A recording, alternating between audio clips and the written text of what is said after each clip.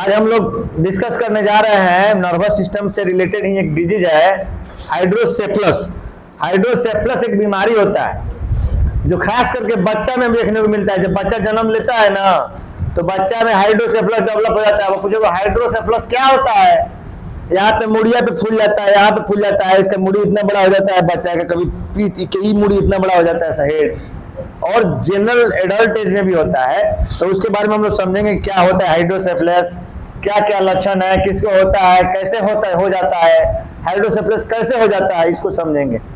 तो सबसे पहले होता है कि हाइड्रो मतलब एक ग्रीक वर्ड है हाइड्रोसेफलस, और हाइड्रो मतलब क्या होता है कि हाइड्रो मतलब वाटर, सुने हो ना, पढ़े हो ना, हाइड्रो मतलब वाटर, और सेफलस मतलब हेड। हमारा ब्रेन जो क्या है सेफलस कैविटी में रहता है। तो सेफलस मतलब क्या मतलब हेड होता है, यानी कि जब ब्रेन में या नर्वस सिस्टम में या माथा के खोपड़ी में जब पानी भर जाए, और पानी भरने के चलते क्या होगा, जब पानी भरेगा तो यहाँ पे इंट्राक्रेनियल प्रेशर बनेगा, तो यहाँ का जो भीतर ऑर्गन है, ब्रेन है, स्पाइनल कोड है, सेरिबेलम है, सेरिबेलम है, सबको दाबेगा। तो अब पानी जब भरेगा तो पानी कहाँ कहीं ना कहीं से फूलेगा, साइज फूल जाएगा, यहाँ से फूल जाएगा, वहां से फूल जाएगा, तो उसको हम लोग हाइड्रोसेफलस बोलते हैं। यानी हम लोग बोल सकते हैं accumulation of water in cephalus cavity is called hydrocephalus. इसी पे नाम पड़ा इसका हाइड्रोसेफलस। अब ब्रेन में पानी कैसे हो जाता है? मेनिंजाइटिस में भी पानी होता है, कहता है लोग, बहुत लोग दिमाग में पानी हो गया था, या पानी हो गया था, वह पानी हो गया। तो आपको मालूम होना चाहिए कि हमारे ब्रेन में क्या बनाता है, ब्रेन में क्या पाया जाता है, नर्वस सिस्टम क्या बनाता है, सेरेब्रो स्पाइनल फ्लूइड बनाता है, सीएसएफ बनाता है। और सीएसएफ का हमारे शरीर में बहुत काम है, उसको हम थोड़ा थोड़ा जिक्र करेंगे। सबसे पहले हम लोग समझेंगे कि नर्वस सिस्टम के अंदर सीएसएफ जो होता है कर्वाइड प्लेक्सस सेल बनाती है, जो वेंट्रिकल के अंदर बनता है। वेंट्रिकल होता है ब्रेन के पार्ट होता है, ventricle, first ventricle, second ventricle, third ventricle, fourth ventricle होता है। तो वेंट्रिकल का पार्ट होता है जो कर्वाइड प्लेक्सस में, कि वो कर्वाइड प्लेक्सस का जो सेल होता है वह सीएसएफ रोज बनाता है। और एक आदमी का, नॉर्मल आदमी का शरीर में नॉर्मल जो सीएसएफ का वैल्यू कितना होता है, 90 से 200 ml होता है। और सीएसएफ क्या करता है, हमारे ब्रेन के सेल को न्यूट्रिशन, पोषण प्रदान करता है, ग्लूकोज और प्रोटीन की पूर्ति करता है। तो अब देखिए कि हम दूसरे वर्ड में कह सकते हैं कि स्पाइनल कोड के जो कवरिंग करता है, ड्यूरामेटर, सबएक्वाइड मैटर, पिया मैटर होता है ना, तो जो बीच का जो कवरिंग करता है, सब एक्वाइड स्पेस के अंदर, जो ब्रेन के अंदर जो वेंट्रिकल प्लेक्सस पाया जाता है, उसमें सीएसएफ का निर्माण होता है। और एक सीएसएफ प्रतिदिन बनता है। एक स्वस्थ आदमी के शरीर में 20 ml सीएसएफ रोज बनता है। 20 ml रोज नहीं बनता है, घबरा गया, 20 ml पर घंटा बनता है। कितना बनता है? 20 ml एक घंटा में 20 ml सेरेब्रो स्पाइनल फ्लूइड बनेगा। तो 24 घंटा में कितना हो गया? 480 ml, 600 ml तक डेली बनता है। लेकिन वह क्या होता है, एब्जॉर्ब कर लिया जाता है। अलग अलग ब्रेन कैसे एब्जॉर्ब बताएंगे हम, ब्रेन के द्वारा एब्जॉर्ब करके शरीर के भाग में पहुंचा दिया जाता है। लेकिन किसी कारण से जो सीएसएफ जो है एब्जॉर्ब नहीं हो पाया। एब्जॉर्ब कैसे नहीं हो पाएगा? या तो उसमें रुकावट आ गया, या जो उसका रास्ता है उसमें ब्लॉकेज आ गया, या कोई डिजीज हो गया। तो जो सीएसएफ बन रहा है वह सीएसएफ क्या हो गया कि बाहर नहीं आके, सर्कुलेशन में नहीं मिलके ब्रेन में ही जमा होने लगे। उस कंडीशन को हाइड्रोसेफलस करते हैं। तो यह चीज समझ में आया कि एक आदमी का नॉर्मल सीएसएफ 90 से 200 ml रिजर्व रहता है, सीएसएफ इसमें ब्रेन में रहता है। एक आदमी के शरीर में 20 ml पर घंटा सीएसएफ का निर्माण होता है, यानी 24 घंटा में डेली 480 से 600 ml सीएसएफ बनता है, जो ब्रेन का काम करके इसको सब चीज कर के बाकी एब्जॉर्ब कर लिया जाता है। लेकिन यदि किसी कारण से वह सीएसएफ एब्जॉर्ब नहीं होकर ब्रेन में ही जमा रह जाए, सीएनएस में ही जमा रह जाए, नर्वस सिस्टम में ही जमा रह जाए, तो वह कंडीशन हाइड्रोसेफलस कहलाता है। अब हम लोग समझेंगे कि सीएसएफ का फंक्शन क्या है। हाइड्रोसेफलस पढ़ रहे हैं तो हाइड्रोसेफलस को पढ़ने के पहले हमको सीएसएफ पढ़ना जरूरी है।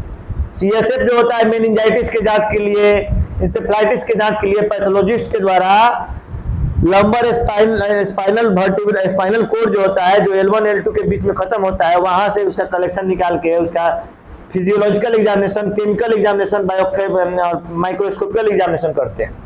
प्रोटीन का एनालिसिस, हाँ, उसका और सब भी जो होता है, प्रोटीन, शुगर और सब जितना भी जांच होता है वो सब फिर हम लोग भटक जाएंगे, तो हम लोग अभी CSF का फंक्शन जानेंगे। हाइड्रोसेफलस पढ़ रहे हैं। नर्वस सिस्टम के टिश्यू क्या क्या है? ब्रेन है, स्पाइनल कोड है, ब्रेन टिश्यू है, बहुत सारा नर्वस सिस्टम है, न्यूरॉन से बना हुआ है, बहुत सारा न्यूरॉन से टिश्यू से बना हुआ है, तो नर्वस टिश्यू बोलते हैं उसको। तो नर्वस टिश्यू में क्या क्या है? ब्रेन टिश्यू है, स्पाइनल कोड के टिश्यू है। इन सबों को CSF क्या करता है? न्यूरिशमेंट प्रदान करता है। यानी न्यूरिशमेंट मतलब क्या होता है कि इसको पोषण प्रदान करता है। तो हम लोग दूसरे वर्ड में कह सकते हैं नर्वस सिस्टम का जो ब्रेन सेल है, जो स्पाइनल सेल है, जो स्पाइनल कोड का टिश्यू है, ब्रेन टिश्यू है, इसको न्यूरिशमेंट प्रदान करता है CSF, सेरेब्रो स्पाइनल कोड। यानी कि उसको खाना प्रदान करता है, उसको पोषण तत्व प्रदान करता है, उसको कार्बोहाइड्रेट प्रदान करता है, उसको ग्लूकोज प्रदान करता है, उसको प्रोटीन प्रदान करता है, जिससे ब्रेन का सेल बढ़ता है, अपना पूरा एनर्जी गेन करता है। सबको चाहिए ना। और इसके बाद जो जब यूज कर लेता है तो जो वेस्ट प्रोडक्ट, साथ में वेस्ट प्रोडक्ट को रिमूव करने का भी काम करता है। CSF रिमूव करके जो वेस्ट प्रोडक्ट वहां से आया है उसको कैरी करने का काम कर सकता है, और ब्रेन को प्रोटेक्शन देने का भी काम करता है। लिक्विड लेवल होने से क्या ब्रेन को प्रोटेक्शन करता CSF देता है। तो अब हम लोग देखिए CSF सर्कुलेशन कैसे होगा। CSF सेरेब्रो स्पाइनल फ्लूइड जो है वो सर्कुलेट कैसे करता है। CSF ब्रेन के वेंट्रिकुलर के अंदर बनता है, तो कहाँ बनता है? कोर्वाइड प्लेक्सस में पाया जाता है, और वहीं पे क्या होता है? वहीं पे CSF बनता है।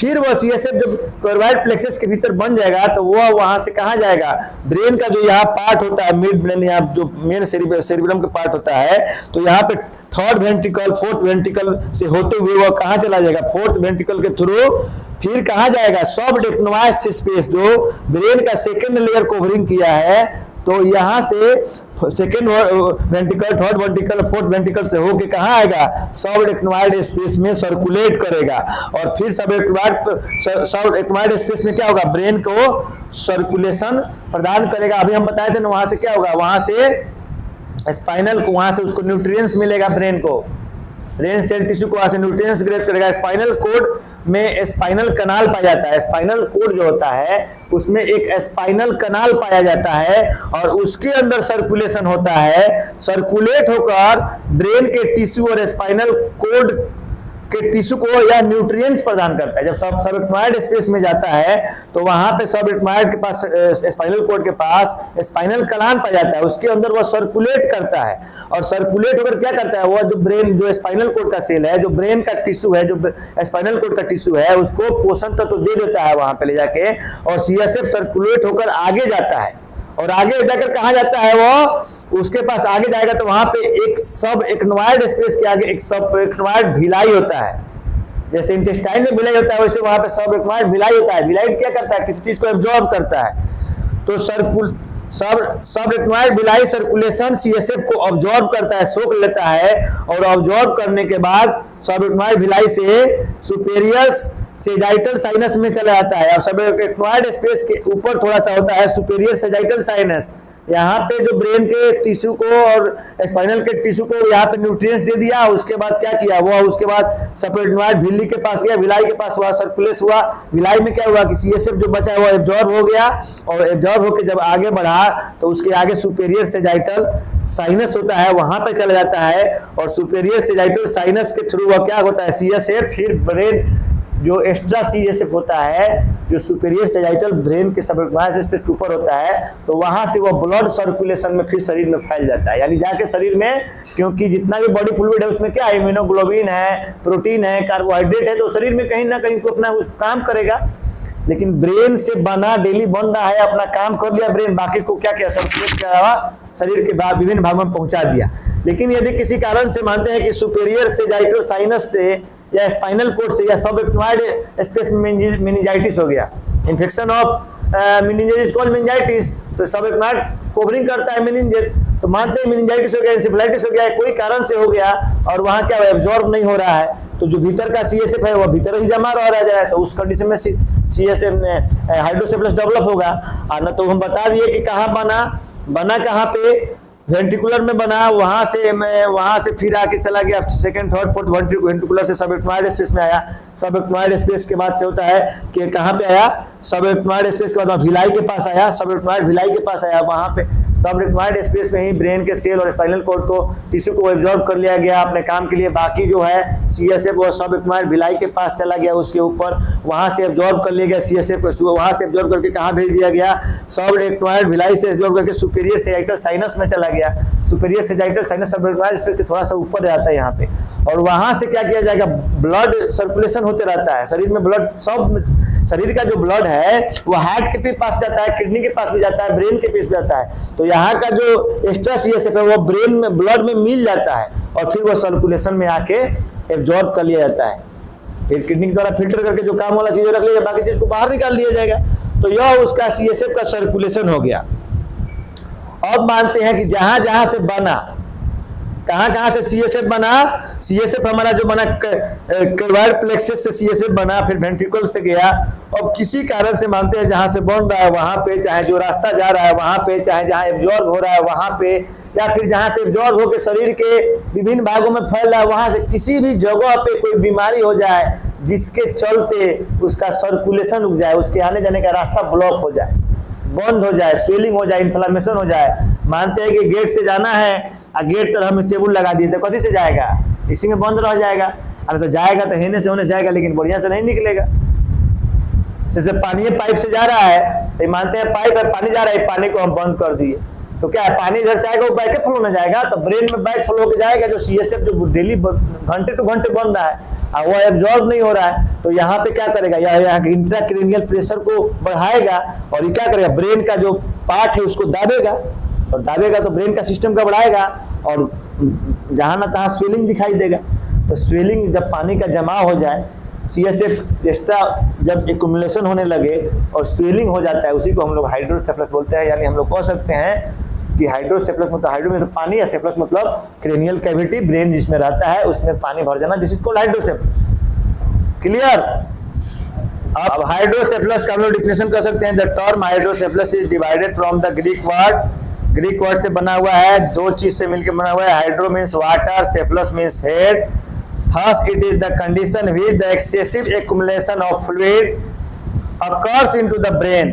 यानी कि किसी भी कारण से जब CSF की मात्रा जो वाटर के रूप में रहता है वह ब्रेन के पार्ट में जमा होने लगे, तो यह कंडीशन हाइड्रोसेफ्लस कहलाता है। हाइड्रोसेफ्लस एक एबनॉर्मल कंडीशन है, नॉर्मल कंडीशन नहीं है। किसी भी बीमारी की अवस्था में जब कहीं से ब्लॉकेज होगा या फिर वेंट्रिकल में उसके द्वारा वेंट्रिकल सर्कुलेशन नहीं होगा, तो इंट्राक्रैनियल प्रेशर बनने के चलते हाइड्रोसेफ्लस डेवलप कर सकता है। तो सब एबनॉर्मल कंडीशन कौन कौन सा है इसको हम लोग समझेंगे। क्या क्या हो सकता है, जैसे मानते हैं ब्लॉकेज इन CSF फ्लो, यानी कि जो CSF सेरेब्रो स्पाइनल फ्लूइड जो है वह फ्लो कर रहा है, मतलब जो रास्ता जा रहा है, जहां से बन रहा है, जहां से जा रहा है, जहां से एब्जॉर्ब हो रहा है, फिर जहां से शरीर के ब्लड से द्वारा एब्जॉर्ब हो रहा है, उसके कहीं रास्ता में ब्लॉकेज हो गया, माने रुकावट हो गया, तो हाइड्रोसेफ्लस डेवलप कर सकता है। या फिर मानते हैं कि फ्लो तो हो रहा है, रास्ता तो है, लेकिन जिसको एब्जॉर्ब करना है, कौन एब्जॉर्ब करता है, अभी बोले ना, कौन भिलाई, सब एक्टिनॉइड भिलाई एब्जॉर्ब करता है। तो जहां पे एब्जॉर्ब हो रहा है चाहे ब्लॉक, तो वहां पे किसी भी पार्ट से एब्जॉर्प्शन नहीं हो रहा है। जैसे मानते हैं आप हमको दे रहे हैं, हम ले नहीं रहे, तो देने का कोई फायदा है, तो उस कंडीशन में डेवलप हो सकता है हाइड्रोसेफ्लस। या फिर ब्रेन किसी बीमारी में नॉर्मल से ज्यादा CSF बनाने लगे, जैसे 20 ml पर घंटा बना रहा है तो इन्फेक्शन हो जाए। ऐसे कैसे किसी को यूरिन में इन्फेक्शन हो जाता है तो तुरंत जाता है यूरिन करने, नॉर्मल से ज्यादा पेशाब होता है, यानी कि उसका फंक्शन का बढ़ा गया। तो किसी कारण से ब्रेन ज्यादा मात्रा में CSF बनाने लगे तब हाइड्रोसेफ्लस हो सकता है। या फिर एब्जॉर्प्शन करने में दिक्कत हो तब हाइड्रोसेफ्लस हो सकता है। या फिर जो रास्ता है उसके फ्लो में ब्लॉकेज हो तब हाइड्रोसेफ्लस डेवलप हो सकता है। 3 कंडीशन हो गया जिसमें हाइड्रोसेफ्लस डेवलप कर सकता है। और जनरली हम लोग देखते हैं कि बच्चा में और 65 साल से अधिक के उम्र में ज्यादा देखने के मिलता है यह मतलब की बीमारी। तो किस किस कंडीशन में हमको यह बीमारी देखने को मिलेंगे, जैसे कोई बच्चा जन्म लिया तो उसको जन्मजात हाइड्रोसेफलस डेवलप होगा। लोग कहला कि ओकर मूड़ी बा, बच्चा जन पैदा भइल बा लागता कि ऊपर देवी या राक्षस के मूड़ी है, एक छींटा के मूड़ी रहला सा ओकर। ऐसे नॉर्मल हेड है ना, तो किसी किसी का बच्चा लगा कि यहाँ पे बड़ा सा हेड है, घड़ा कैसा है at the birth. Congenital disorder के चलते हो सकता है, इसको बोलेंगे कॉन्जेनाइटल कॉजेस, मतलब कि वैसा कारण हाइड्रोसेफलस का जो बच्चा के जन्मजात है, जो जन्म से है, या जन्म में किसी गड़बड़ी के चलते या माता पिता के किसी बीमारी के चलते बच्चा के ब्रेन में जो है CSF का मात्रा बढ़ के ज्यादा एक्युमुलेशन ऑफ वाटर हो गया। जैसे उसमें कौन कौन सा है, तो पहला में हम लोग देखेंगे intra uterine infection. Intra uterine मतलब इंट्रा मतलब पेट, यूट्रस, यूट्रस के भीतर जो इन्फेक्शन लगेगा, जो बच्चा कहाँ पलता है, माँ के यूट्रस में। तो इंट्रा यूट्राइन मतलब कि माँ के गर्भ में इन्फेक्शन लगने के बदौलत जो बच्चा पैदा होगा और उसके बाद जो बीमारी होगा तो उसमें हाइड्रोसेफलस देखा गया है। तो कौन कौन इन्फेक्शन होगा बच्चा को माँ के पेट में, इंट्रा यूट्राइन इन्फेक्शन कौन कौन कॉमन है, यदि किसी माँ को रूबेला या टेक्सोप्लाज्मा वायरस इन्फेक्शन है, रूबेला वायरस होता है, और कॉन्जेनाइटल ब्रेन ट्यूमर, किसी को अगर जन्मजात ब्रेन ट्यूमर है, इंट्राक्रेनियल हेमरेज यानी कि जो क्रेनियल कैविटी होता है, जो बोन का कवरिंग करता है, जो मतलब क्रेनियल कैविटी में जो नर्वस सिस्टम का पार्ट रहता है, उसमें किसी भी कारण से हेमरेज हो जाए तो उसको हम लोग बोलते हैं इंट्राक्रेनियल हेमरेज।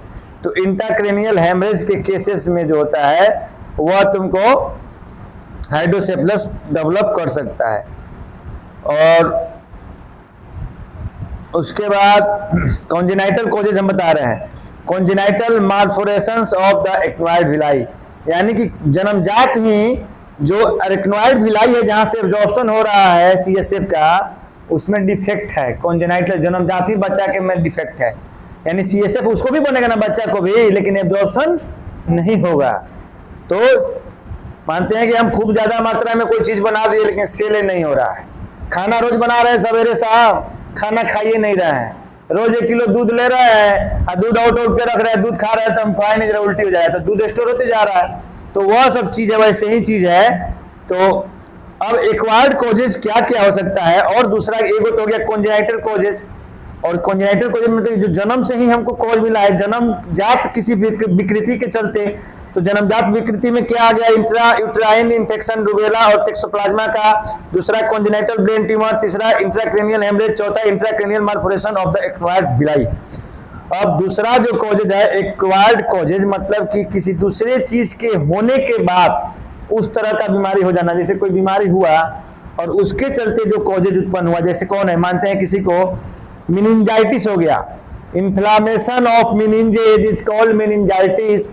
मेनिंजाइटिस, मेनिंजेज मतलब ब्रेन का जो कवरिंग करता है, और उसमें इन्फेक्शन हो गया, और इन्फेक्शन के फलस्वरूप वहां पे जो CSF का जो है आदान प्रदान रुक गया, रास्ता ब्लॉकेज हो गया, या फिर एब्जॉर्प्शन में असर पड़ा, या एक्सेस मात्रा में CSF का निर्माण हो गया। दूसरा क्या हुआ कि ट्रॉमा, चोट कहीं से लगा, और चोट लगा तो क्या हुआ कि जो रास्तवा आने वाला है, चाहे जो रास्तवा एब्जॉर्ब करने वाला है या जो रास्तवा न्यूट्रिशन देने वाला है, वहां पे क्या हो गया, वहां पे ट्रॉमा हो गया, चोट लग गया, वो डैमेज हो गया।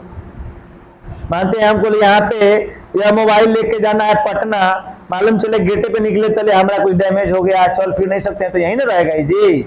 तो यही चीज है। तीसरा क्या है, नियोप्लाज्म हो गया। नियोप्लाज्म मतलब कैंसर को बोलते हैं, ब्रेन के किसी भाग में, स्पाइनल कोड में, सेरिब्रम में, सेरिबेलम में, सब एक्वायर्ड स्पेस में किसी भी पार्ट में नियोप्लाज्म डेवलप कर गया, यानी कि कैंसर डेवलप कर गया, ट्यूमर डेवलप कर गया, तो उस कंडीशन में CSF की मात्रा बढ़ सकती है। एक केमिकल चीज होता है जिसमें हाइपर विटामिन ए के ज्यादा उत्पादन के चलते जो होता है CSF का मात्रा बढ़ जाता है। केमिकल टिश्यू डिसऑर्डर लाइक हिमुलर सिंड्रोम बोलते हैं उसको। और किसी कारण से यदि ब्रेन में एट्रोफी हो जाए degenerative atrophy of brain, brain का जो सब पार्ट है वह सिकुड़ जाए। एट्रोफी मतलब shrinkage in the size of cell, किसी भी चीज का जो रचना है, जैसे नाक है, एट्रोफी होगा तो क्या होगा, सुटुक के थोड़ा सा, जैसे कैसे कोई आम है, 2 दिन आम का सीजन है, आम को क्या हुआ कि आम 2-3 दिन रहेगा, सूख के क्या हो जाएगा, सिटुक जाएगा। तो वैसे ही ब्रेन का कोई प्रचुर मात्रा में न्यूट्रिशन या सर्कुलेशन नहीं मिलने के चलते या फिर एज के चलते वहां पे एट्रोफी हो जाता है। तो जहां पे एट्रोफी वर्ड आएगा वहां पे यानी कि फिजियोलॉजिकल एट्रोफी भी होता है, बीमारी चलते भी एट्रोफी होता है। तो एट्रोफी में क्या होता है कि जहां पे जिस चीज में एट्रोफी होगा वहां का शेप और साइज में श्रिंकेज हो जाएगा, यानी सिकुड़ के मुरझाई जैसा दिखाई देगा। जैसे चेहरा मुरझा जाता है ना, वैसे ही दिखाई देगा। गजब के नींद हो विजय बाबू। टाइप्स, अब जो होता है हाइड्रोसेफलस 2 तरह का होता है, 2 टाइप का होता है। एक होता है कम्युनिकेटिंग हाइड्रोसेफलस और एक होता है non communicating hydrocephalus. Communicating hydrocephalus में क्या होता है कि जब सब actinoid Bhilai does not reabsorb CSF, मतलब कि क्या होता है कि मतलब कि जो सीएसएफ जाने वाला रास्ता है, वेंट्रिकल जो है या फिर second ventricle, third ventricle, fourth ventricle से जो सबएक्टिनोइड स्पेस में जा रहा है और वहां से जो सबएक्टिनोइड भिलाई के पास जा रहा है, तो जाने का रास्ता तो सही है, लेकिन सबएक्टिनोइड भिलाई जो है वो ले ये नहीं रहा है। मानते हैं मेरे पास सब चीज आ रहा है लेकिन उसको खपाने वाला नहीं है। सबएक्टिनोइड स्पेस में कोई दिक्कत हो गया, वह नहीं एब्जॉर्ब कर रहा है, यानी कि सब काम हो रहा है, ट्रांसपोर्टेशन का काम हो रहा है, आदान प्रदान जाने आने का काम हो रहा है, लेकिन एब्जॉर्प्शन का काम नहीं हो रहा है। उसको हम लोग बोलेंगे कम्युनिकेटिंग भिलाई, कम्युनिकेटिंग हाइड्रोसेफलस, यानी कम्युनिकेट बना हुआ है और उसके चलते हाइड्रोसेफलस डेवलप हो गया। और नॉन कम्युनिकेटिंग में क्या होगा कि इसमें when actinoid Bhilai does not reabsorb CSF, नहीं तो कम्युनिकेटिंग में हो गया। इसमें क्या है कि किसी हाइड्रोसेफलस में या फिर सेरेब्रम में या वेंट्रिकुलर में किसी पार्ट में ब्लॉकेज हो गया और वहां से सीएसएफ बन तो रहा है लेकिन वह आ नहीं रहा है उस रास्ता से, ये रास्ता से हमको आना है रोड से, रोडवा बंद हो गया, तैयार होकर तो आए हैं, सब चीज लेके आए हैं, सामान की यहाँ पे दे देना है, लेकिन रास्ते में ब्लॉक हो गया, तो वहीं पे खड़ा है, नहीं तो दूसरा रास्ता से आएंगे तो दूसरा रास्ता तो इसको है नहीं, तो वहीं पे खड़ा है, तो नॉन कम्युनिकेटिंग हो गया। यानी कि आने का कम्युनिकेशन मतलब आने जाने का रास्ता बंद है, उसको नॉन कम्युनिकेटिंग। आने जाने का रास्ता है, वहां के एब्जॉर्प्शन में दिक्कत है, उसको कम्युनिकेटिंग। समझ में आ गया, 2 तरह का हाइड्रोसेफलस हो गया। अब यो नहीं समझ में आएगा तो उसके पास क्या उपाय है। विजय समझ में आया? अब पैथोफिजियोलॉजी हम लोग क्या समझेंगे, कैसे बीमारी हाइड्रोसेफलस होता है।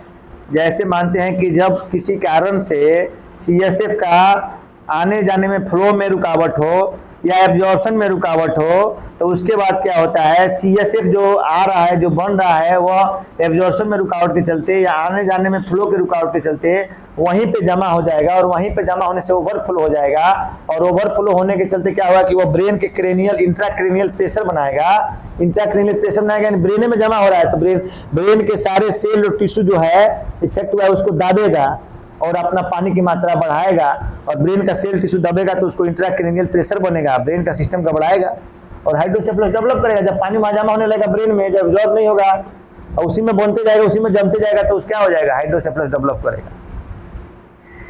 समझ में आया बात? बोल रहे हैं जी।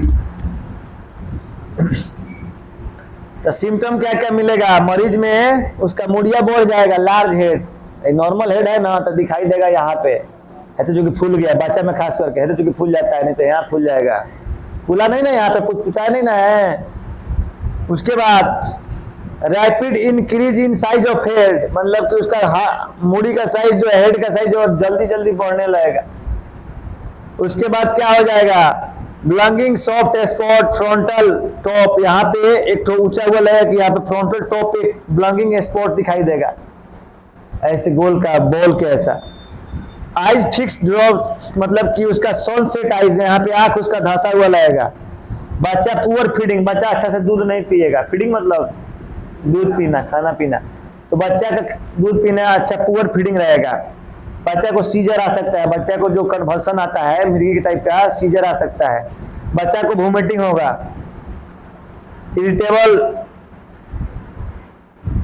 इरिटेबिलिटी मतलब कि वह बेचैन रहेगा और व्यस्त रहेगा, और बच्चा ज़्यादा एक्सेसिव स्लीपनेस, ज़्यादा दिन भर सोए रहेगा, और उसका ग्रोथ जो है धीरा ग्रोथ होगा, क्योंकि ग्रोथ डिलेड ग्रोथ होगा। तो यह सब चीज़ सिम्टम को मिलेगा। तो डिफरेंशियल डायग्नोसिस में हम लोग क्या करेंगे, पेशेंट का हिस्ट्री कलेक्ट करेंगे कि कॉन्जेनाइटल है या जो भी चीज़ है उससे हिस्ट्री कलेक्ट करेंगे, फिजिकल एग्जामिनेशन करेंगे देख के, और थर्मोस्कोपी करेंगे, सीटी स्कैन करेंगे, एमआरआई करेंगे, स्कल एक्सरे करेंगे, लंबर फंक्शन के द्वारा सीएसएफ निकालकर एक्स्ट्रा क्रेनियल प्रेशर को रिलीज करेंगे उसका, और सब चेक करने के लिए। ट्रीटमेंट में 2 तरह का ट्रीटमेंट होता है, मेडिकल ट्रीटमेंट और सर्जिकल ट्रीटमेंट। मेडिकल ट्रीटमेंट इसका करेंट नहीं है, सर्जिकल ट्रीटमेंट जहाँ से डिफेक्ट है वहाँ का वो ऑपरेशन करके वैसे निकालते हैं। तो दिस कंडीशन डिपेंड करता है कि किस तरह का क्या आया है, सीटी स्कैन में किस तरह का इन्फेक्शन आया है, किस तरह का क्या बीमारी आ रहा है, उसके अनुसार ट्रीटमेंट वैरी करेगा। ट्रीटमेंट में हम लोग जो मेडिकल मैनेजमेंट में करेंगे, इसमें हम लोग क्या करेंगे, डायरेटिक देंगे। डायरेटिक मतलब जो एक्स्ट्रा सेलुलर फ्लूइड को बाहर निकालता है, जैसे लेक्सिस टैबलेट होता है, हाँ, फुरसुनामाइड और सब बहुत तरह डाइटोर होता है, इस तरह का मेडिसिन होता है, मेनिटोल होता है। इसको देकर हम सीएसएफ का जो इंट्राक्रेनियल प्रेशर को रिमूव करते हैं। या टेम्पोररी मेथड है, इससे परमानेंट इलाज नहीं होता। परमानेंट इलाज के लिए according to symptom, according to disease, according to site हम लोग सर्जिकल ट्रीटमेंट अपनाते हैं। 4-5 तरह का सर्जिकल ट्रीटमेंट हो जाता है, जिसका नाम हम बता दे रहे हैं। Endoscopic ventriculostomy, ventricular peritoneal shunt, ventricular arterial shunt, ventriculo pleural shunt, ventricular gall bladder shunt. मतलब कि इंडोस्कोपिक वेंटिकुलर स्टंट में क्या किया जाता है कि इसमें पेशेंट का जो हम यहाँ पे डाल देते हैं इंडोस्कोपिक ट्यूब से, जहाँ पे उसका जमा है वेंटिकुलर में, और वहाँ से हम लोग उसके कलेक्शन को निकालते हैं। और जो दूसरा और सब क्या है, ventricular peritoneal shunt, ventricular arterial stunt, ventricular pleural stunt, उसमें एक स्टंट पाइप डालते हैं कैथेटर टाइप का। और वेंटिकुलर आर्टेरियल स्टंट में वेंटिकुलर से लेके हार्ट का जो चैम्बर है आर्टेरियम में आता है। वेंटिकुलर पुलरल स्टंट में वेंटिकुलर से स्टंट डालते हैं कैथेटर, भीतर से भीतर लाके पुलरल में जमा गिरा देते हैं। वेंटिकुलर गॉल ब्लाडर स्टंट में वेंटिकुलर से जो ब्रेन का वेंटिकुलर पार्ट है वहाँ से स्टंट डाल के गॉल ब्लाडर में लाके उसको कैथेटर के रास्ते से गिरा देते हैं। तो यह सब ट्रीटमेंट है। और आज हम लोग हाइड्रोसेप्लस के बारे में जाने, चलिए।